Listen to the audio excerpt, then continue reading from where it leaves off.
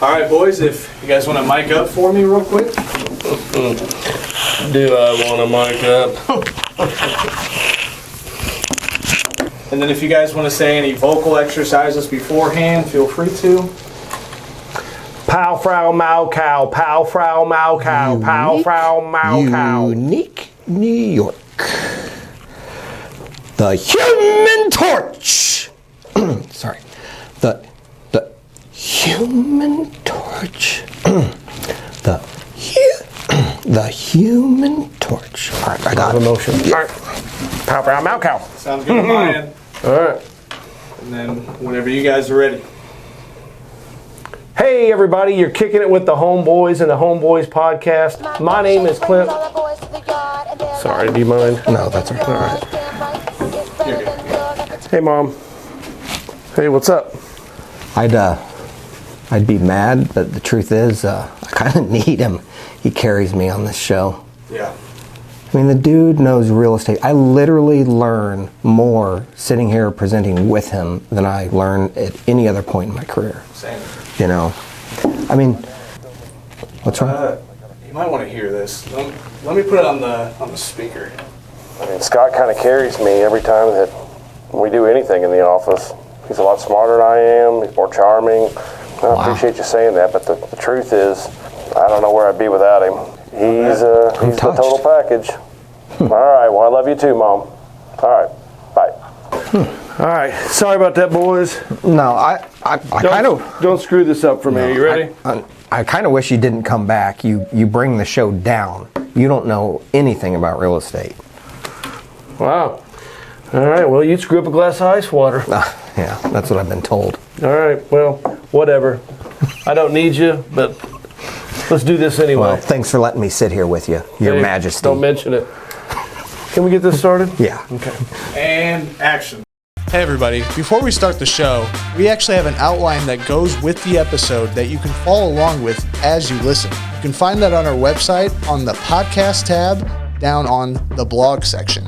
And while you're there, also check out the education tab that has some resources to help you save some money and learn a little bit about investing. Also, while you're there, check out the merchandise tab and check out this sweet new merchandise we got so you can rep the Homeboys everywhere you go. Enjoy this episode. Happy investing.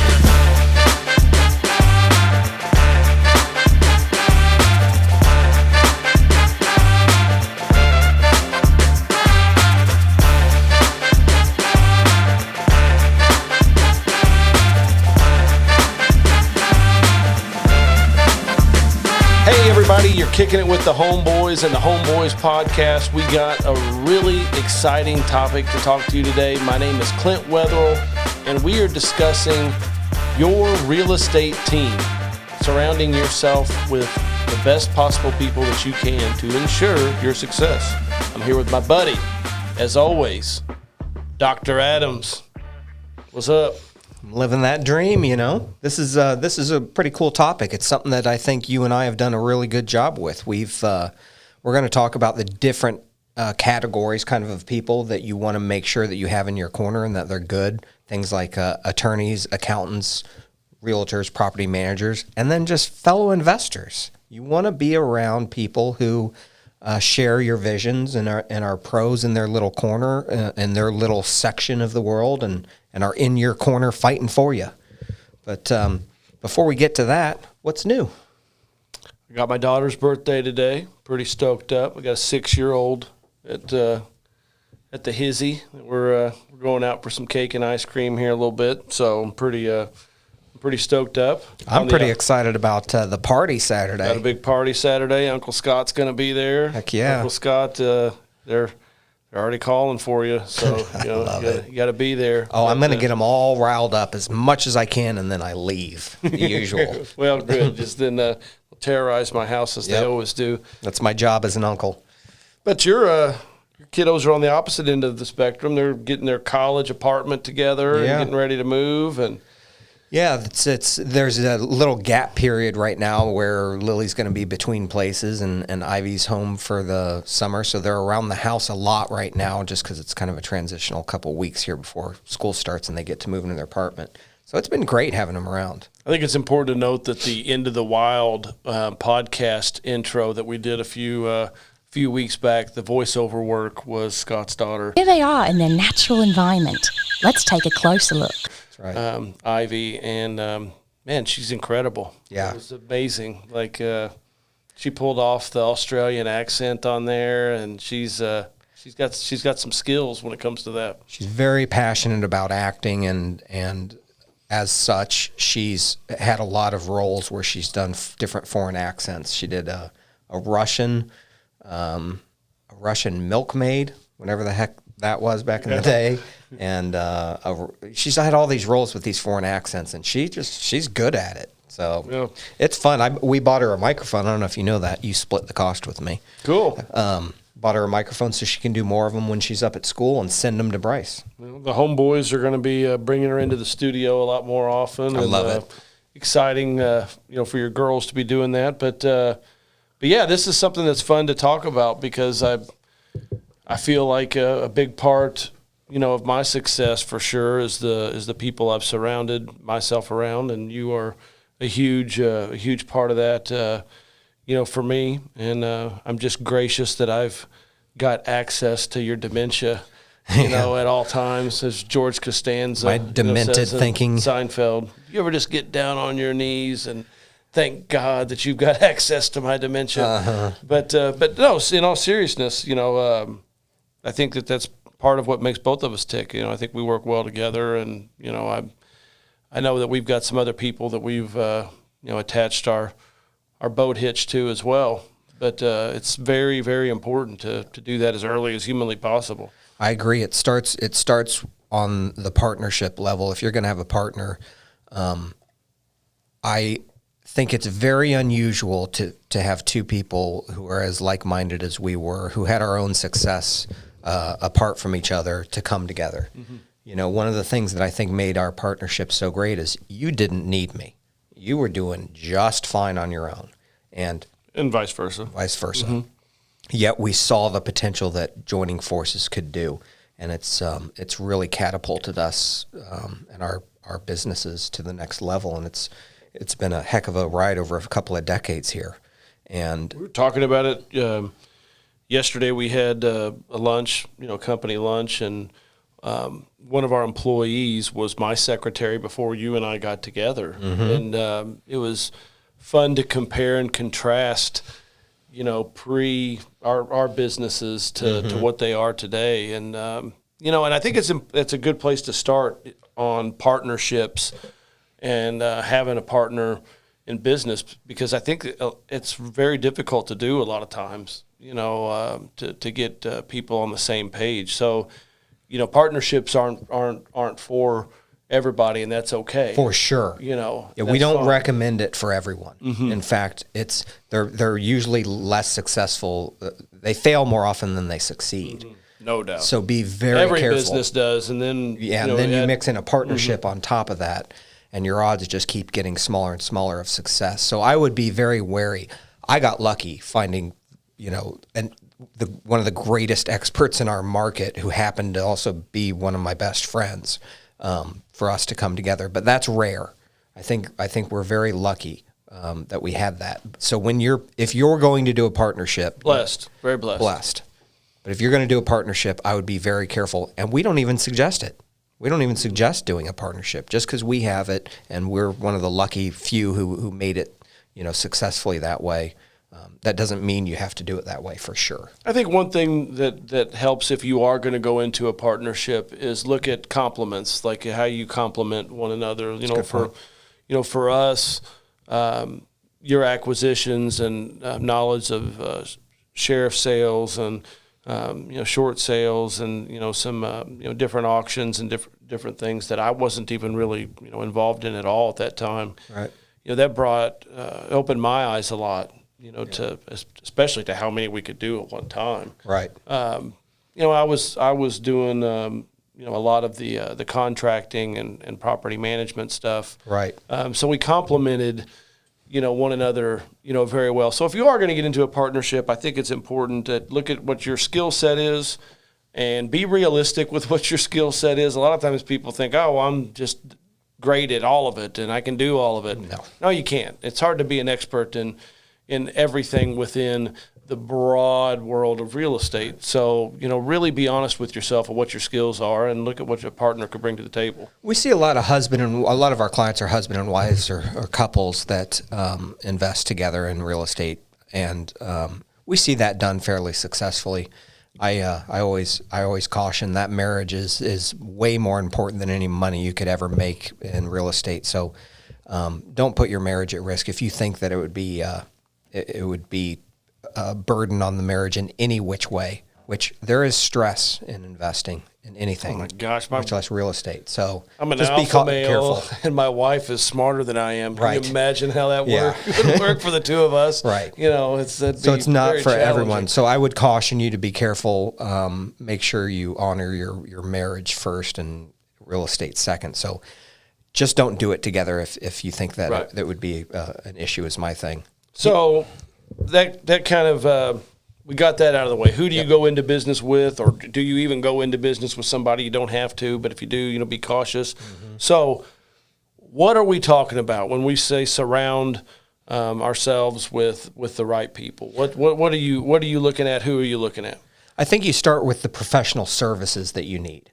And you need a really good attorney, a really good accountant, and a really good realtor or property manager or both. So I would say the professional services category would be next. That's really important. And I know it might not seem like you need an accountant or an attorney, but they will help you so much. And, it's not like you have to hire them full time. There's all of these people work per hour and can assist you on whatever level you need. But you need, when you're choosing an accountant, it cannot just be your normal tax accountant unless they are already experts in the real estate industry. It's truly a niche that you need to have the accountant who has experience in real estate, right? Totally. And I think that there's a lot of people out there that will say, well, I'm new to investing. Like, what accountant or what attorney is going to take me on as a client with zero properties? The reality is they will respect you because you're getting it set up early. If they're a legitimate real estate investment attorney or a legitimate accountant, people that are successful in fields like that respect people that want to aspire to that. Don't don't cut yourself out because you're afraid that you're not big enough. You're big enough, and quite frankly, you should act as if you're going to be the biggest thing real estate's ever seen before you even make the call to one of them. So I know a lot of other people will say, well, I'm new, so I'm just gonna go to H&R Block, or I'm trying to think of the other quick tax places. Right. Whatever it may be, and do my taxes myself. Don't short side yourself. Go ahead and act like that you've got 10 properties under your belt and get it set up right before you even have your first property. You can do it after you've already been started. So I'm speaking to both newbies and seasoned investors. But if you are new, get started off on the right foot. Go strong right out of the gate and make sure you have it set up for when you have 100 properties. It's a great point. People are scared to engage professional services in life, period. A financial advisor. People don't want to go sit down with a financial advisor. They're like, well, I'm not making enough money yet. No, that's when the financial advisor will respect you the most, is if you go to them and you say, hey, I'm not making much money now, but I hope to in the future. And as I start to make money, I'd like for you to help me along the way become wealthy. A financial advisor will greatly respect that. And so will an attorney or an accountant. You can go in there and you can say, hey, I don't have any houses yet. I'm doing this. I'm trying to build my team. They would love to help you do that. They take true joy in doing that, the good ones. And it's a great way to screen them too, because if they don't want to help you before you've built it, why would you want them around when you're flush? It's a great way to screen. If they only want you for the dollars instead of actually helping you and taking some pride in seeing your growth, then they're not for you. So the best time is to set it up beforehand.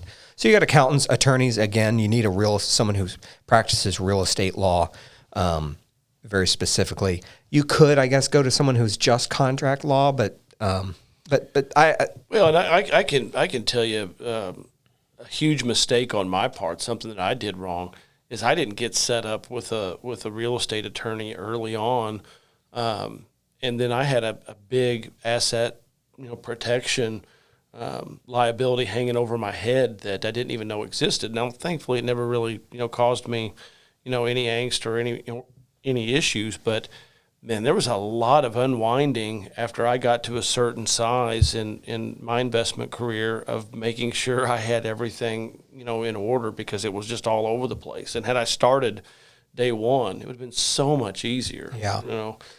Yeah, that's and there's a lot of reasons to delay it. It's expensive. I hate it. We hate seeing the bills still. But we understand that there's value that's worth it. It's hard to swallow at first. Believe us, we both struggled with bills from each of these. We truly did, and you might too. And that's okay to struggle with it.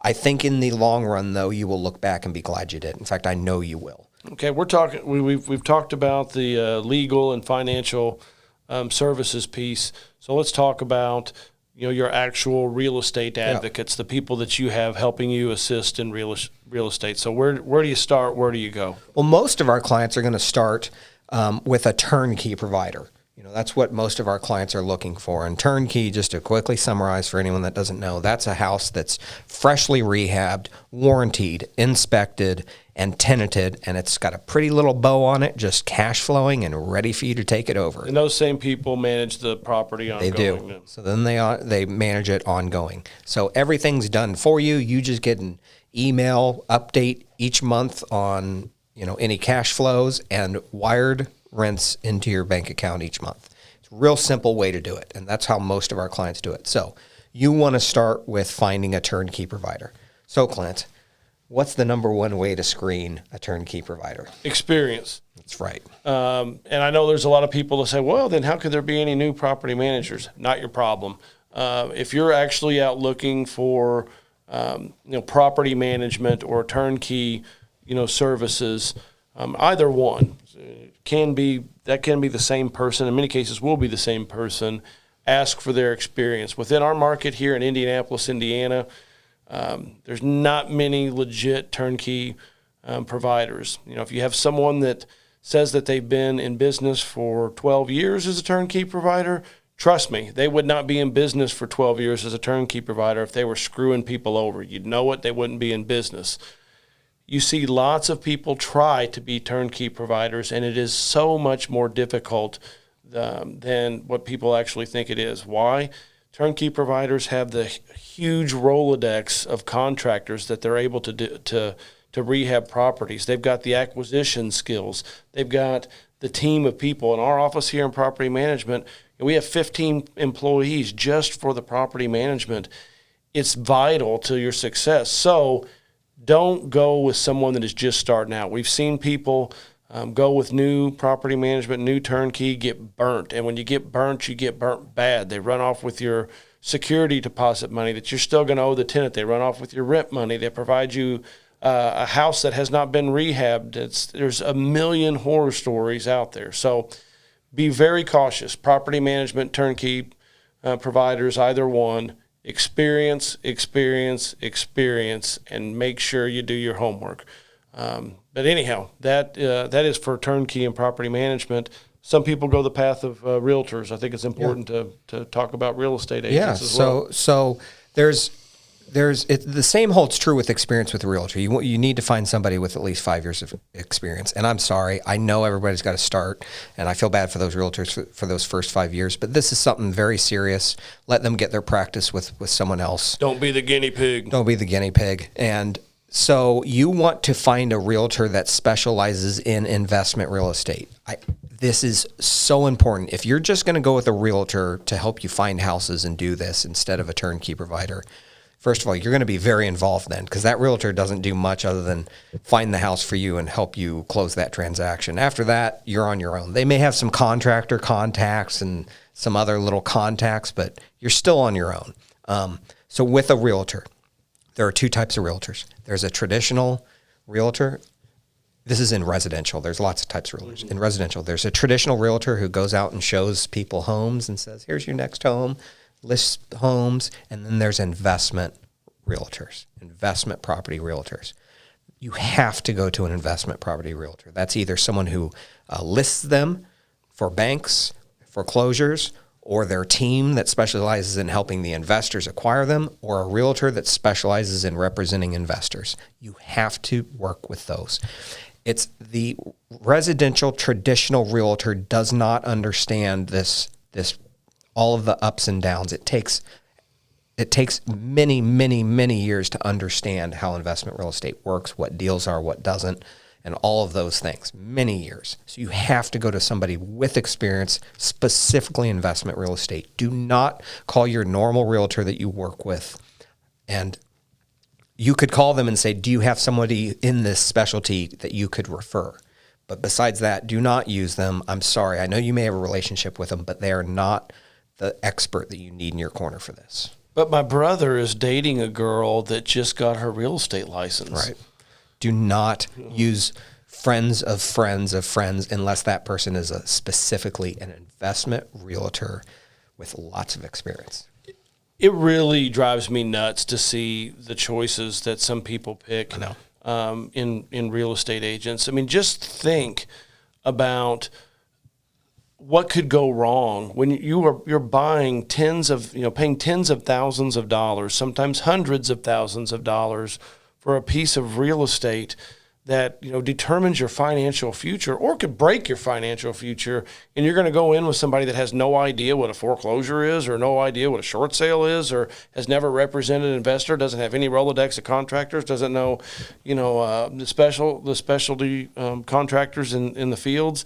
It's bananas. You have to use somebody that knows the business, and there's not a ton of them out there that really, truly know. So you got to do your homework. It's very important. Yeah, it's a small community.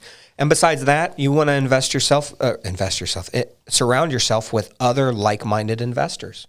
There's all kinds of conferences you can go to and just kind of soak up knowledge and be around others. I'd be really careful. There's a lot of, at these conferences, there's a lot of people that'll be just like you that don't really have the answers, that are seeking it.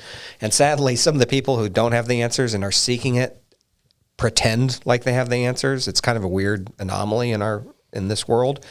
So just be careful with that, but surround yourself with other like-minded investors. And, if you find a group of people that you guys all encourage each other and share ideas, it's really helpful. You can build a community around this.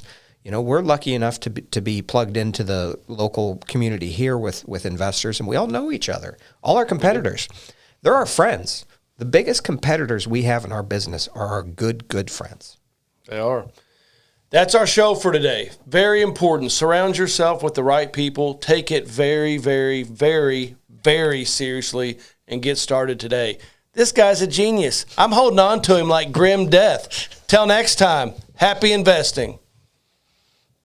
If you would like to be first in line to have the curtain pulled back and see the latest investment properties and projects that the Homeboys are investing in, please click the link below and sign up today. When we invest in real estate, we always buy and build extra properties in order to have some for people just like you. So if you're interested in investing in the same great cash flowing rentals that we invest in, click the link below and sign up. Every Monday, you'll get an email sneak peek into our operations, videos of our latest projects, and first pick at all available properties. The Homeboys built financial freedom from nothing, and so can you. The door is open. Sign up today.